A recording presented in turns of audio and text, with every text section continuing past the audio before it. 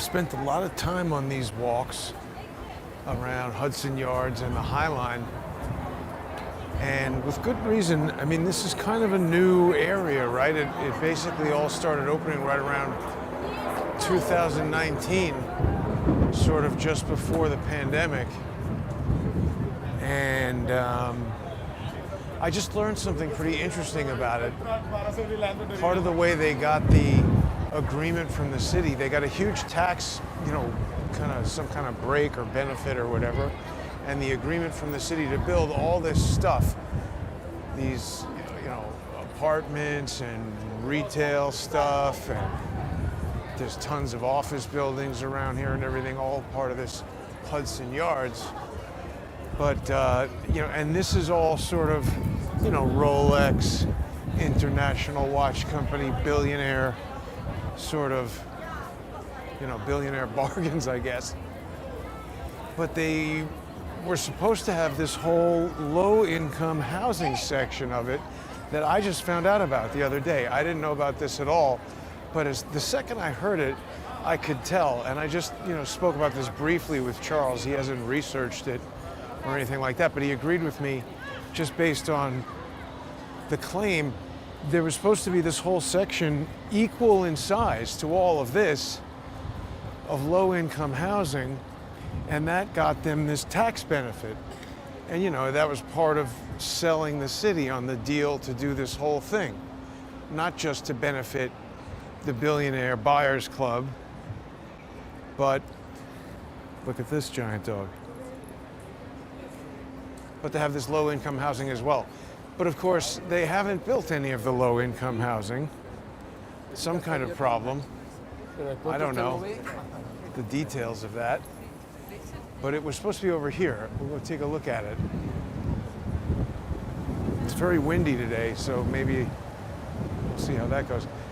But isn't that an interesting bait and switch to get a tax break for having low-income housing, and they'd be like, oh yeah, there's a kind of problem with that low-income part of it. We just have the rich person section done. But the low-income housing is going to be built, they're sort of building a platform above this completely exposed train. I don't know what you would really call it, like a train entrance, some kind of train exchange. Giant train thing, but build on top of that, and then have huge residential buildings. Not these. These are expensive. Yeah, now we're getting to the windy part. So, but the other thing I wanted to do was to just say a little bit more on this NYPD Intelligence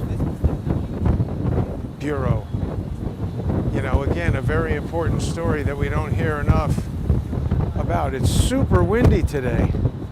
It's a beautiful day, but it's very windy. So that right there, that train yard, they're going to build, I guess we see cranes there engaged in building something.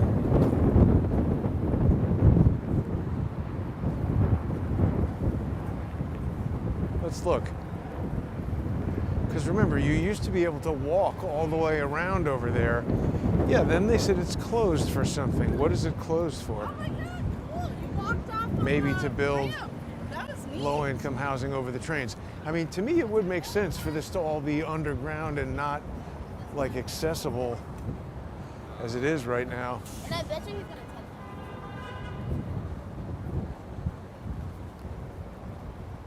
But you can understand how that would be complicated without shutting down the train station to build on. It seems like a crazy plan. But the NYPD Intelligence Bureau, the more I look into it, the more every single person, this is open now. This was closed, remember, for the longest time, so that's good. Gate closes at sunset. Right, so we can go back out over there. New section of the High Line. Cool. Yeah, so the more I look into it, every single person who ever has written an article about it or said anything about it basically just says it's the most objectionable illegal thing that they basically just created after 9/11. So the thing that's interesting is the most recent person to be in charge of it is this woman. What's her name? I think Rebecca Weiner. Yeah, there it is. And the thing is, her grandfather was part of the Manhattan Project. Her grandfather is incredible. He's one of the smartest mathematicians basically ever, up there with, Einstein style. His name is Stanislaw, Stanislaw Ulam. And he was part of the Manhattan Project and part of designing the hydrogen bomb. Yeah, so I guess they are doing some kind of construction of whatever here. I mean, I heard that that's what's supposed to be all this. Low-income housing. We're near the helicopter. There it is, taking off. If you ever do a helicopter tour around Manhattan, that's the company that does it. Actually, old lawyer I used to use, his brother is a pilot for that.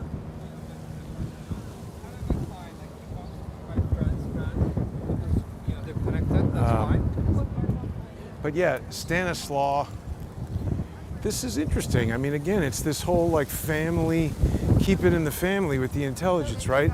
Here's this guy, Stanislaw Ulam. He's amazing. I mean, he's designing the hydrogen bomb. He's part of the Manhattan Project. He developed this thing called the Monaco. This is some sort of algorithm, Monte Carlo method for calculating, random, doing predictions for things that have random components to them. It's like famously difficult to come up with a random number. I don't know. He's the genius, not me. But my point is, isn't that weird that it's like, wait a minute, it's super mafia-ish how they keep this intelligence stuff in the family, but it reminds me of some of these other families. Adam Sharp, his father, Roger Sharp, George Henry Swigert. There's a lot of evidence in the public domain that I've seen, hasn't been proven in court, but a lot of evidence that I've seen that causes me to believe George Henry Swigert was an Operation Paperclip Nazi, and that his public, background and everything is fabricated. Roger Sharp was getting down with a bunch of Cubans in Miami in 1957, and then he's there in the police station in Dallas, 1963. It's weird, right? So there's the construction. I don't understand how they're going to do this, but I guess the idea is, I don't know, build a roof over this, and then seems complicated to do. So anyway, they seem to like to keep it in the family. Makes sense, indoctrinate the people from birth. But so I don't really know that much about the Manhattan Project, to tell you the truth. I mean, obviously I know what it is, but there was all kinds of espionage going on with the Manhattan Project, and I'm sure there's tons of stuff going on there, beyond the surface that maybe that would be a good subject to get into. I don't even know exactly why it's the Manhattan Project. They were doing it in New Mexico. But she grew up in New Mexico, this Rebecca Weiner. And anyway, that New York Times article is just saying how the whole thing is mysterious. Nobody really knows. That's the West Side Highway down there. It's jammed up right now, I can tell you that. You don't want to be on there. Yeah, but this is cool. Summertime view from the newest little leg of the High Line, or whatever you would call this. It's not too fancy yet. I don't know if they're going to schmaltz it up or what. Maybe stick some artwork over here. This is sort of like the low-end section. Well, I guess that makes sense, right? If this is going to be the low cost housing, you got to make it the low rent section of the High Line as well. Just let people know you're getting what you pay for here. You enjoy the trains and the noise and standing above the highway. But anyway, so the Manhattan Project, all that. And then, so I was looking back at the origin of that, NYPD intelligence. Now, what's this? Did we already look at this? No, right. See, this guy, David S. Cohen, he's in charge. He's the deputy so-and-so at the CIA. This is very confusing. So they've got all these guys named David Cohen who are deputy whatevers at the CIA. This is not the guy who was in charge of the NYPD intelligence, although he is named David Cohen. There's this other guy, David Cohen.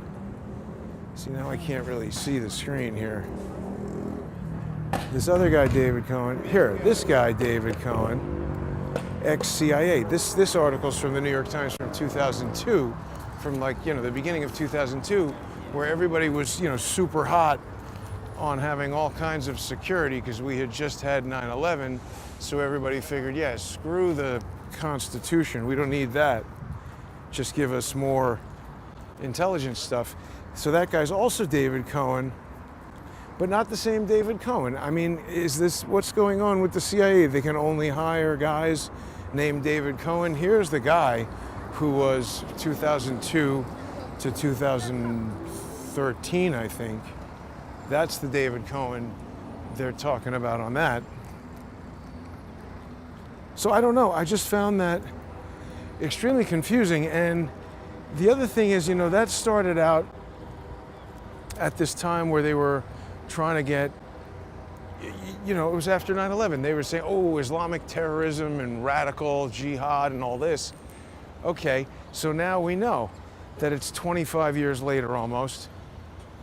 And, their whole kind of culture at this intelligence community has changed a lot.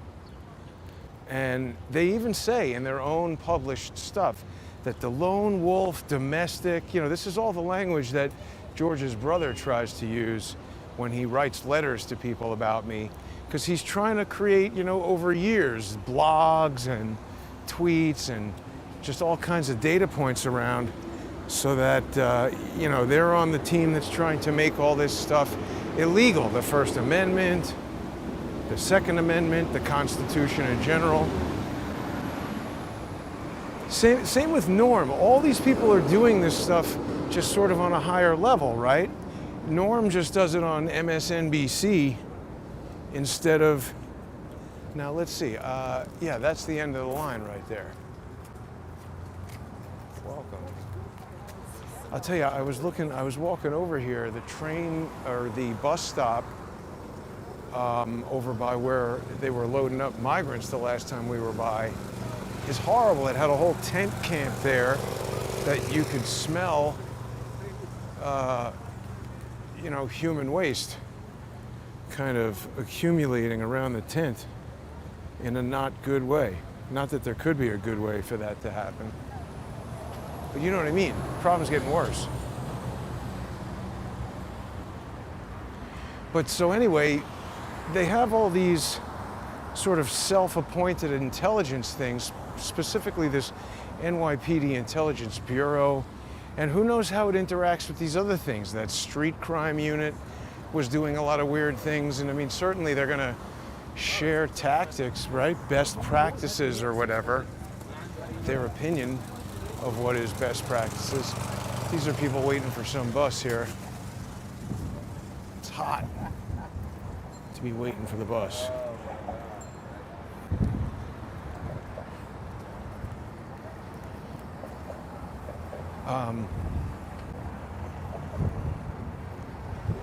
So yeah, the NYPD intelligence unit, right. And so it got me back to thinking about all these different crazy characters that we encounter all the time. Like, what are they doing exactly with Orrin Levi and Crackhead Barney and Ezra Frisch and all these people who are always around at these different, protests and things like that. This guy's coming here from Maryland, ready to crash through the pedestrians. But like, what the hell are the police doing with all that? It's super windy.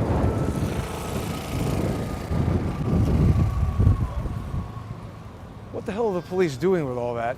How is any of that allowed? And so I found another encounter with a few of these people. I was looking for the encounter with Oren Levi, but I was reminded that Crackhead Barney was there as well. And the first moment that I realized Oren Levi was, in cahoots with those guys, I got to find this video too.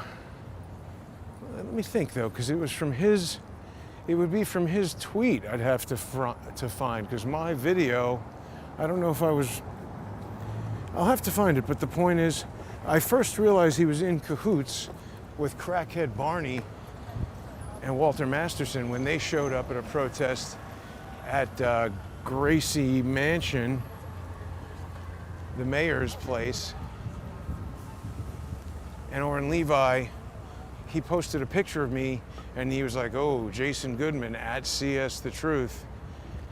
And, me yelling at Oren Levi, exposing Oren Levi, who shows up at these protests disguised as a Trump supporter and disrupting people. So, what is up with that? If the cops want to have undercover people there, just gathering intelligence, acting like me, being, independent journalists or whatever, don't have to act like me. I mean, just somebody there innocuously recording, or even give them some kind of video glasses so they can record without anybody knowing. I get it that the police want maybe undercover people who aren't in uniform doing things that aren't super overt, but what's up with having to mess with me and other just citizens who are hanging out?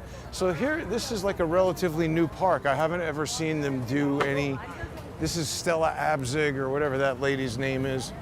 And I haven't seen them do this kind of stuff, but here we have a whole street fair festival kind of deal and maybe some band about to play. Interesting. Okay, it was just chilling around. Yeah, no, I moved this. So that's the thing about Hudson Yards is that, for most cities, just the insertion of this new neighborhood, it's like a whole entire downtown for most regular cities. This is a pretty big street fair by your standard small town, kind of standards. But for New York City, that's like a mini one. And they're really trying to bring a whole sort of neighborhood experience to this Hudson Yards. They just stuck this in. This was all just flat. This was the FedEx. Most of this was a giant FedEx, just shipping kind of, what do you call it, warehouse.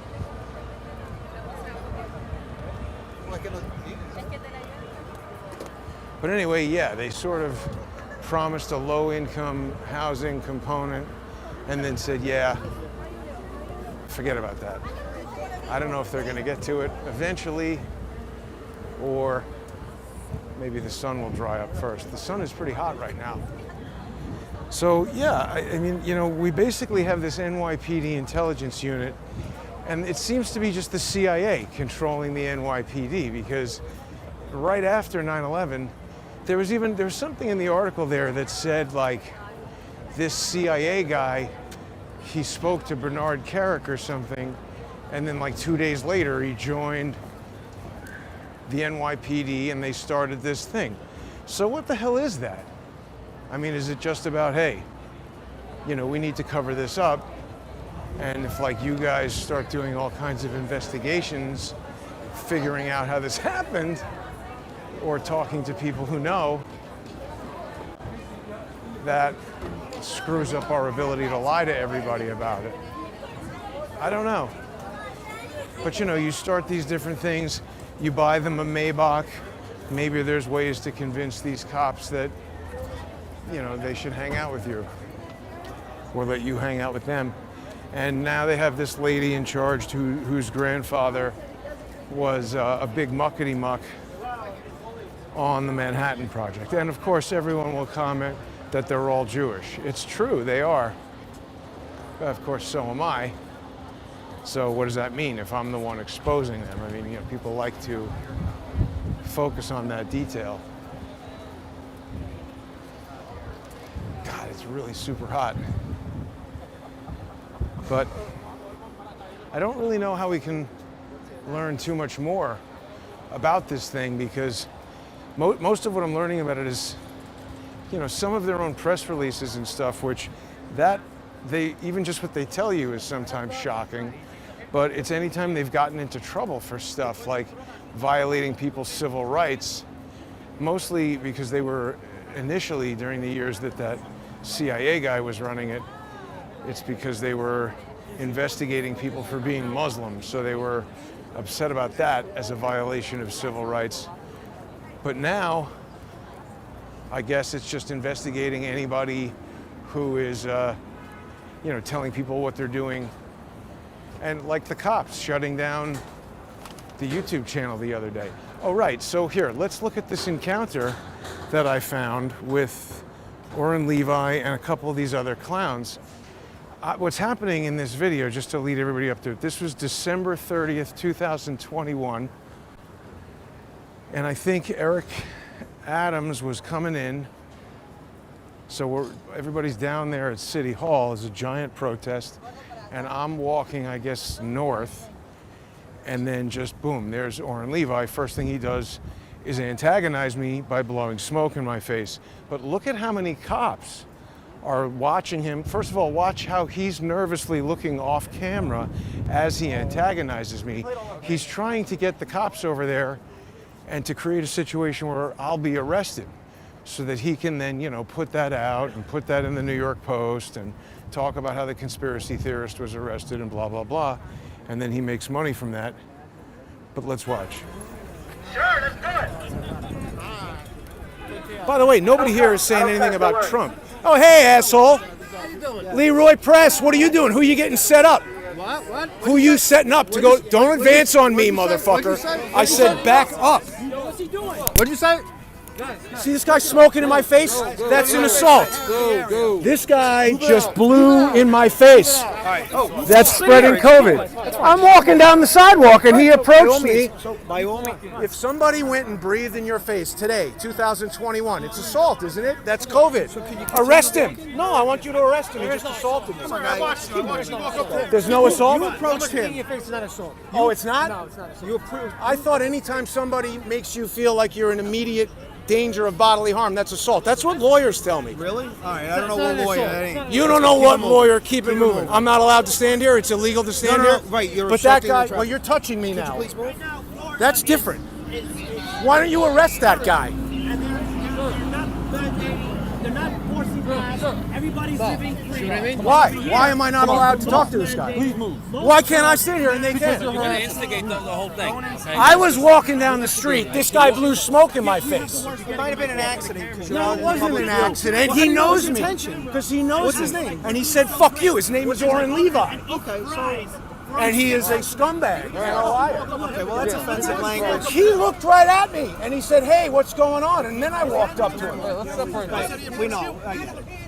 He said, hey, what's up? He approached me to smoke in my face. You know what? NYPD, you guys are the biggest wise asses. This woman sexually assaulted me. Arrest her. Keep moving. This woman sexually assaulted me. I did, and you guys do nothing. Well, sir, I don't know what you're alleging. I'm alleging that this disgusting woman shoved a turkey baster in her vagina and then put it in my face. And it took me an hour to get NYPD over here, and now you're walking away.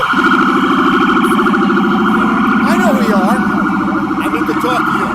Later, give me a call. Yeah. Very important. I'm sure. We got a collection of assholes here, including the NYPD. What's your name, officer? Sergeant Corrado. Sorry? Sergeant Corrado? Sergeant Corrado. This woman sexually assaulted me. I want you to arrest her. Sir, you. So if somebody This guy wishes I fucking sexually assaulted him. He What do you fucking call wishes. if somebody You sticks a fucking turkey wish I baster sexually assaulted in you. her You piece of vagina? shit. You're a piece of shit. I'm trying to talk to you. You Okay, wish. come talk to me over here. You wish. I want to talk to you right here. Come talk to me over Indecent here. exposure. Come over here. Let's talk to him. Oh my God, no! Stop! I want you to arrest her. You wish. Arrest her. Go do your thing over here. No, my thing is talking to the cops. I want her arrested. You fucking wish I sexually assaulted him. You fucking wish I sexually assaulted You know, you. Danny told me he's having sex with you. Oh, you All of fucking you bitch. guys are You infiltrators. fucking bitch. Danny You Crispin wish. said, He's so jealous. He He's- wants to fuck me. I don't think He so. wants to Look fuck at you. me. He wants to fuck This me. weirdo he lady- wants to get the cops. You need the cops to. You can't get pussy, right? You can't get pussy. Actually, How I big get is your plenty. penis? You can't get pussy. woman is a This sick, guy can't get disgusting pussy. individual He can't get who laid. inserts a You turkey can't get baster fucking laid. in her vagina. Why are you worried about my pussy? Why are you worried The about my turkey pussy? baster in her vagina Why are you worried and about my shoves it vagina? in my face because How it about your smelled mom's vagina? How do like you know my pussy garbage. smells? How does your dick smell? It Your smells like pussy mom's smells, mouth. and I know that My because pussy you smells put a like your turkey mom's baster mouth. in your My vagina smells like your mother's and then put it in my mouth. face. You fucking This woman bitch. rolls around He wants to fuck with me. Walter He Masterson. wants to fuck me. Please. Last thing in the world I would want to do. Where'd the cops go? Where'd the cops go? They're here to do nothing. Here, you, I want to talk to you. I'd like to talk to you. Can I file a complaint? No. Why not? No. Why not? Why am I not allowed to file a complaint with the police? I've been assaulted by this woman, and here she is. I made a report, they did nothing. Does the NYPD do anything or just stand around and tell me to walk away? She assaulted me. What's that look? Sorry, you're sorry? Corrado, you guys do nothing. Disgrace. NYPD is a disgrace. You guys are a disgrace. Get some fucking teeth, lady.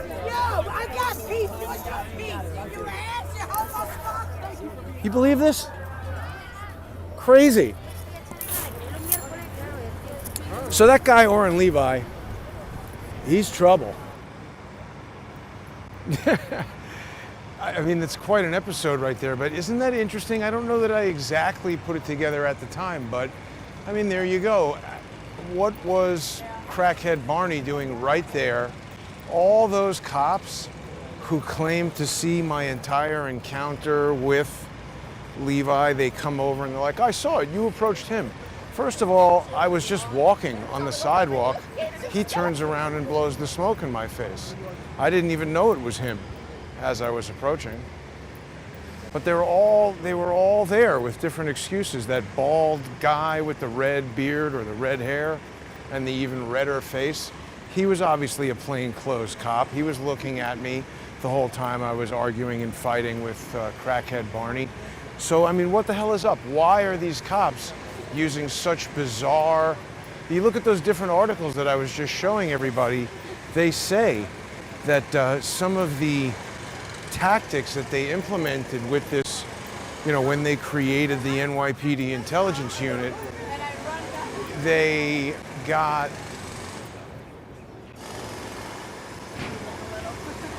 got really young people to be undercover because they were saying, like, you know, obviously if everybody is a 50-year-old Irish guy, it's easy to tell they're a cop.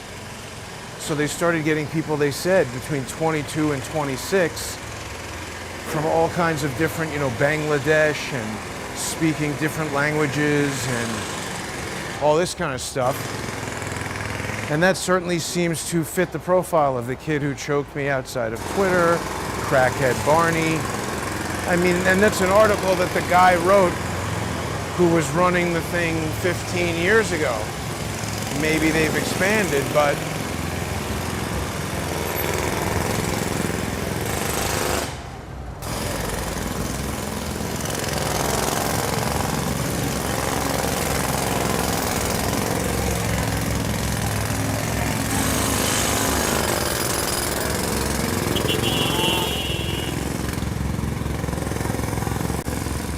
I'm sure they refine their techniques over the years.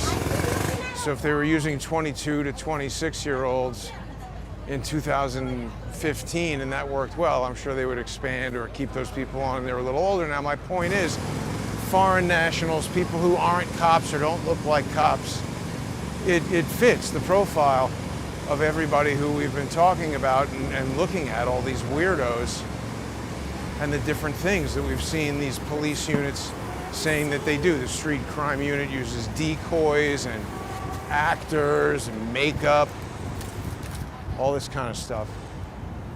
It's crazy.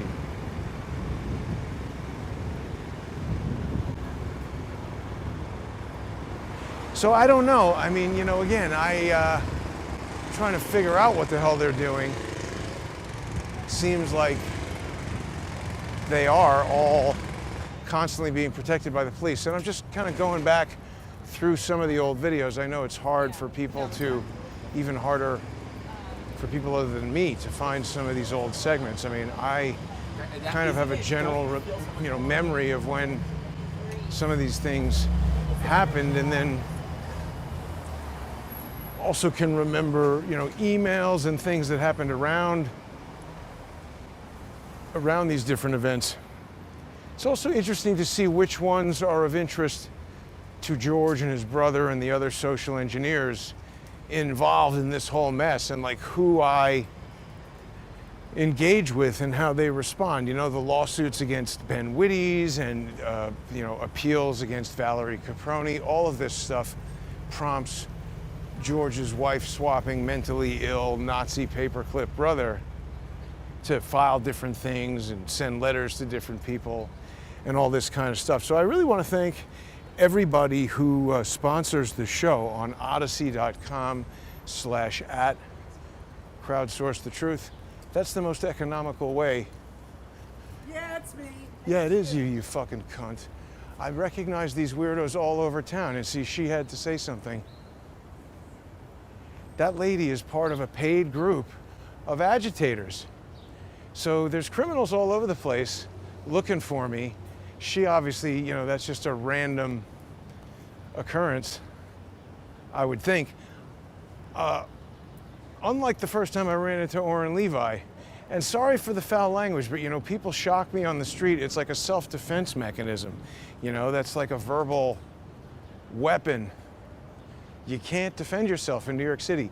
It's a tough thing for people to wrap their brains around. They're like, well, but just get some bear spray or something.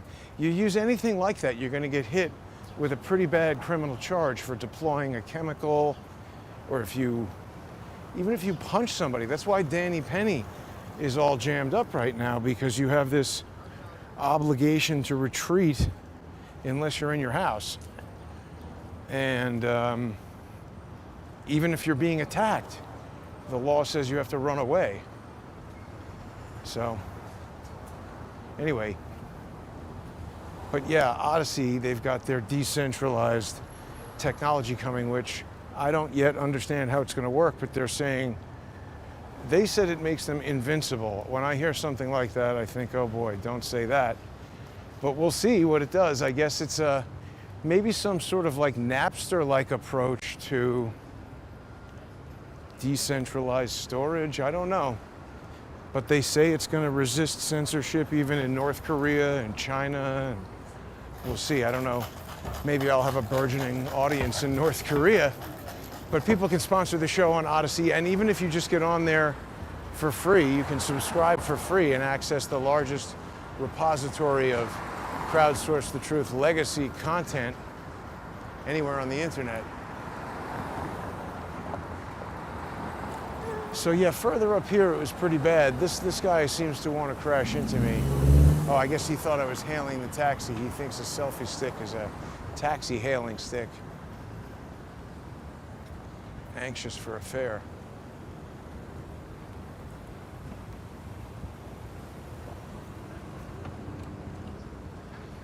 A lot of people were talking about how the judge sent this letter to the parties in the Trump trial, and of course all the brain dead lefties who would prefer to destroy justice in the country are saying, oh, you know, this is not even a real Facebook post, it could be a hoax or whatever. I would hope that before the judge sends a letter, I don't know if those people appreciate how unusual that is, that after a ruling that a judge would send a letter like this. Like any kind of communication about some sort of impropriety like this from the judge to the parties is a very big deal. I would think there's going to be some kind of a hearing or a ruling or something. He wouldn't bring it up. I mean, it's also, look, anything goes with this crazy judge, but it's hard to imagine that he would, you know, send a letter to the parties without doing even some sort of rudimentary check to see if this person was related to one of the jurors. For instance, I forget what the name that was associated with the post was, but even if that was the same last name as a juror, the likelihood of that happening if the jurors' names have been secret, I mean, are they? Do we know the jurors' names? So I'm just saying, this is not like just some idiot posted it and you know, Laura Loomer found it and put it on Twitter. It's a letter from the judge. You know, if it was just a random post the day before, yeah, I agree. Anybody could make that post and, you know, 50% likelihood of being correct, make that claim. But again, the judge wrote a letter, and it's just not something that judges often do. You know, flip side, of course, I've definitely seen judges do a lot of stupid things and make a lot of stupid mistakes around stuff having to do with technology.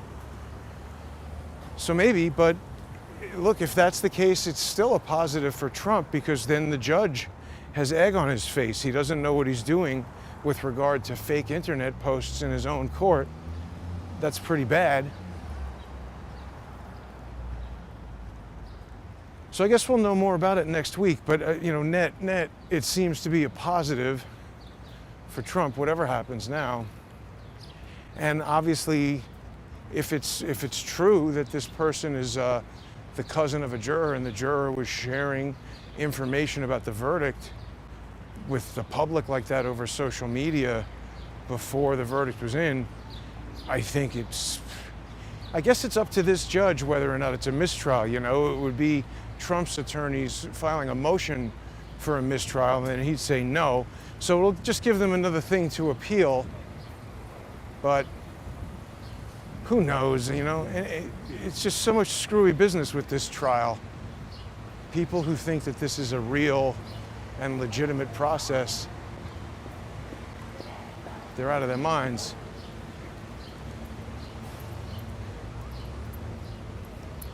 So yeah, we got a construction project happening over here.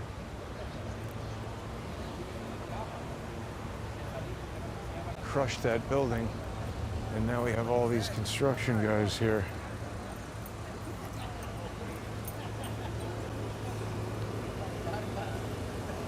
I don't know what they're going to put there. I guess probably more apartments. So yeah, that's basically what I wanted to talk about. Just basically still trying to find out more information about this NYPD Intelligence Bureau. It just, you know, it seems to be some sort of conglomeration between the FBI, the CIA, and the NYPD. And by the way, isn't that thing, you know, it seems like it would be, you know, in communication with Jim Baker at Twitter, when I'm standing there trying to tell Elon Musk that the FBI controls Twitter, maybe they say, oh, get some of those NYPD intelligence people who are, you know, disguised as civilians with baseballs and pens and all kinds of things that could be weapons, but also just look like normal items for a person to be carrying. Send in that team and have them choke Jason.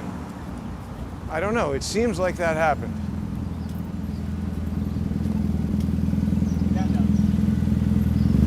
And by the way, don't forget, you know, this whole, right, in that video where Orrin Levi and crackhead Barney are right near the cops, who runs right up to me and hands me his business card and says, hey, call me, I want to talk to you later. It's Scott Libido. And, you know, look at that video again. He's off in the background talking to the cops. So what the hell are these people doing? And what did he want to talk to me about? I didn't call him. I mean, I know what he wanted to talk to me about, and I'm not into it. He wants me to stop, you know, exposing them as undercover NYPD Intelligence Bureau assets and probably offer me a gig doing that. I guarantee that's what they want. Or better yet, you know, jam me up in one of these situations where the cops get to beat me up, throw me in a jail cell, beat me up a little bit more, then convince me to be an NYPD intelligence whatever. That's what they want. But I won't do that. And that's the thing. See, you look at all these people, what are they doing there? How do they get money? Everybody can see how I get money. People sponsor the show on odyssey.com/@crowdsource the truth. It's the most economical way to do it. Only $3 a month plus 58 cents for Odyssey. It's a great deal, less than buying one magazine. And it helps keep the show going. So they hate that. They don't want people to be individually sponsoring me because they know it's an honest way to, you know, not have some $100,000 contract with Pfizer or YouTube or whoever is in charge of turning off your channel when they don't like what you're talking about. So, and thanks also to everybody who's sponsoring on subscribestar.com and patreon.com/crowdsource the truth. It's a little humid today. I'm getting a lot of talking and my throat is dry, but thanks for watching, everybody. Have a great evening. I'll see you later.